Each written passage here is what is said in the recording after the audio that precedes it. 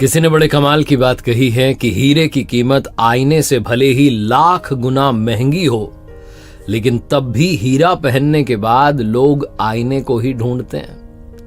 नमस्ते, मैं हूं आरजे कार्तिक। एक बड़ी छोटी सी कहानी है पुराने जमाने की। मिट्टी खोदने वाला एक मजदूर था और वो मिट्टी खोदने के बाद उस मिट्टी को अपने गधे पर लाद करके कारीगर तक पहुंचाता था। एक दिन मिट्टी खोद रहा था तो मिट्टी खोदते खोदते उसे जमीन में से एक चमकीला पत्थर मिला। बड़ा अट्रैक्टिव था, उसे बड़ा पसंद आया। उसने उसको बिना देरी के अपने गधे के गले में बांध दिया और फिर से मिट्टी लाद करके जाने लगा। जब वो मिट्टी लाद करके उस गधे को लेकर के जा रहा था अपने कारीगर के पास में, तभी उसे रास्ते में उस गांव के एक सेठ जी मिले। छोटी सी किराने की दुकान चलाते थे, सारे गांव वाले सेठ जी कहते थे उनको। सेठ जी ने कहा, मेरे भाई इसको कहाँ लेकर के जा रहे हो गधे को? बोले बस वही अपने काम पर जा रहा हूँ। बोले नहीं, गधे के गले में जो है इसको कहाँ लेकर के जा रहे हो? बोले बस ये तो अब आज से मेरी हो गई, मुझे मिली है जमीन में। सेठ जी ने कहा, ये चमकीला पत्थर मुझे पसंद आ रहा है, मुझे दे दो। कितने में दोगे? तो गरीब आदमी था, उसने कहा 1 किलो गुड़ दे दो आप, मैं आपको दे दूंगा। सेठ जी ने 50 रुपए का 1 किलो गुड़ जो था उसको दे दिया, उससे वो चमकीला पत्थर ले लिया। अब सेठ जी को भी बड़ा पसंद आ रहा था, बड़ा चमक रहा था। तो सेठ जी ने ले जाकर के अपने गांव में उनकी जो दुकान थी किराने की, उसके तराजू की डंडी में बांध दिया और बड़े शौक से उसको रखने लगे। बार बार उसको देखते थे कितना चमकीला है। एक दिन उनके गांव में संयोग से एक जौहरी आया और उसने देखा कि किराने की दुकान चलाने वाले सेठ जी के पास में तराजू की डंडी में हीरा बंधा हुआ है। उसकी तो आंखें खुली की खुली रह गई। उसने पूछा, ये क्या है? बोले, अरे चमकीला पत्थर है, हमारे गांव में मिला, हमने देखो कितने शौक से बांध के रखा है। जौहरी ने कहा, ये मुझे दे दोगे?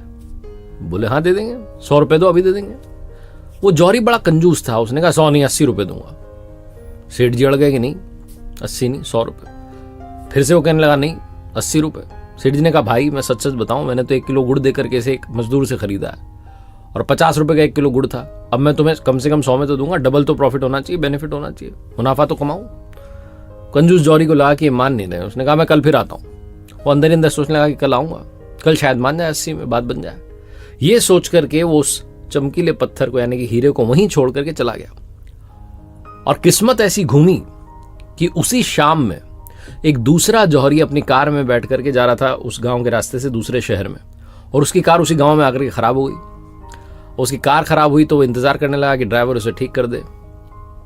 तो अब क्या करे, तो गांव घूमने लगा तो वहां देखा कि किराने की दुकान है, सेठ जी बैठे, सोचा कुछ खाने पीने का आइटम ले लेते हैं। दुकान के पास गया तो जाकर के देखता है कि वही तराजू की डंडी में एक चमकीला पत्थर जो है वो टंगा हुआ है, यानी कि हीरा बंधा हुआ है।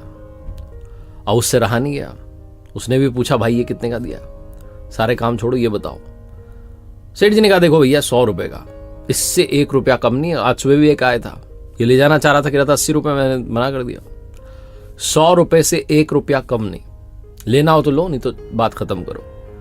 दूसरा जो जौहरी आया हुआ था बड़ा समझदार था, फटाफट उसने 100 रुपए का नोट दिया, वो चमकीला पत्थर यानी कि हीरा रख लिया और जैसे ही कार ठीक हुई रवाना हो गया कि कहीं वापस ना ले ले सेठ जी। अगले दिन वो कंजूस जौहरी आया और कंजूस जौहरी आकर के देखता है कि तराजू की डंडी में से वो गायब है। पूछने लगा, कहाँ गया वो पत्थर?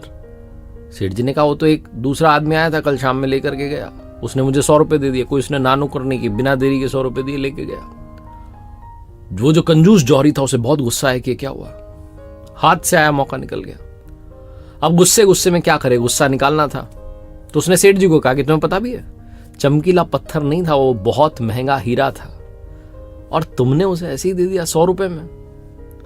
सेठ जी भी बहुत कलाकार थे, उन्होंने कहा, भाई मेरी छोड़ो, मुझे तो पता भी नहीं था कि वो हीरा है। तुम तो समझदार हो, तुम तो परख करते हो, तुम तो पारखी हो। तुम्हें जब पता था कि लाखों का हीरा है तो 20 रुपए के लिए क्यों झिकझिक कर रहे थे? तुम उसे 100 रुपए देकर के कल ले सकते थे, लेकिन तुमने मौका मिस कर दिया। तुम मुझसे बड़े बेवकूफ हो, मूर्ख हो। कंजूस जौहरी था, उसके अलावा कर भी क्या सकता था, पछताता रह गया।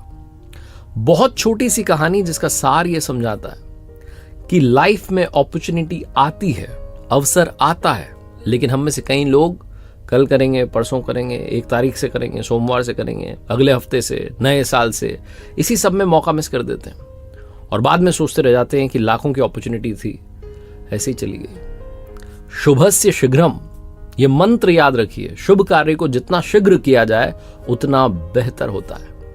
लाइफ में एक बात और जो मैं अक्सर आपसे कहता हूं, ऊपर वाले के आशीर्वाद के साथ, अपनी मेहनत के साथ, अपनों के प्यार के साथ कर दिखाओ कुछ ऐसा कि दुनिया करना चाहे आपके जैसा। देखते रहिए हर सोमवार सुबह 9:30 बजे मेरे साथ एक नई कहानी, हर शुक्रवार सुबह 9:30 बजे लर्निंग सीरीज का एक नया वीडियो।